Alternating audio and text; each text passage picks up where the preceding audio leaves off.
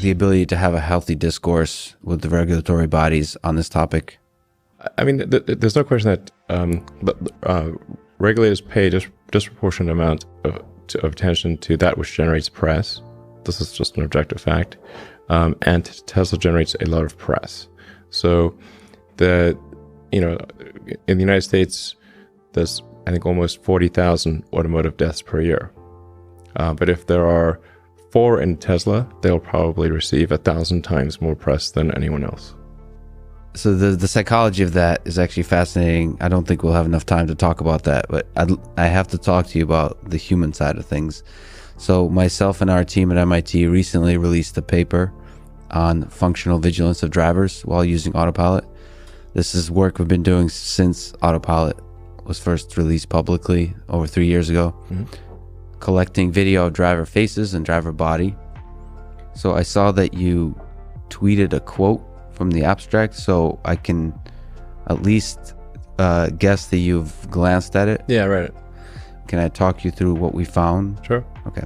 So it appears that in the data that we've collected, that drivers are maintaining functional vigilance such that we're looking at 18,000 disengagements from autopilot, 18,900, and annotating, were they able to take over control in a timely manner? So they were there, present, looking at the road to take over control. Okay.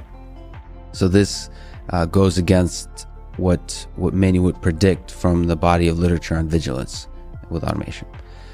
Now the question is, do you think these results hold across the broader population? So ours is just a small subset. Do you think one of the criticism is that there's a small minority of drivers that may be highly responsible where their vigilance decrement would increase with autopilot use? I think this is all really going to be swept. I mean, the system's improving so much, so fast, that this is going to be a moot point very soon. Where vigilance is, like, if something's many times safer than a person, then adding a person does the effect on safety is limited, and in fact, it could be negative. That's really interesting. So the fact that a human may, some percent of the population may exhibit a vigilance decrement will not affect the overall statistics numbers of safety. No, in fact, I think it will become very, very quickly, maybe even towards the end of this year, but I'd be shocked if it's not next year at the latest, that having a human intervene will decrease safety. It's like, imagine if you're in an elevator. Now, it used to be that there were elevator operators, and you couldn't go in an elevator by yourself and work the lever to move between floors. And now nobody wants an elevator operator, because the automated elevator that stops at the floors is much safer than the elevator operator. And in fact, it would be quite dangerous to have someone with a lever that can move the elevator between floors. So that's a really powerful statement and really interesting one.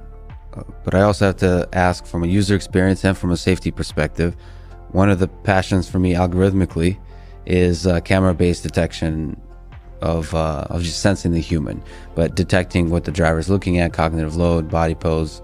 On the computer vision side, that's a fascinating problem. But and there's many in industry who believe you have to have camera-based driver monitoring. Do you think could be benefit gained from driver monitoring? If you have a system that's at or below human level reliability, then driver monitoring makes sense. But if your system is dramatically better, more reliable than a human, then driver monitoring does not help much. And like I said, you just like you wouldn't want someone you wouldn't want someone in the elevator. If you're in an elevator, do you really want someone with a big lever, some random person operating the elevator between floors? I wouldn't trust that. I would rather have the buttons. Okay, you're optimistic about the pace of improvement of the system. From what you've seen with the full self-driving car, computer. The rate of improvement is exponential.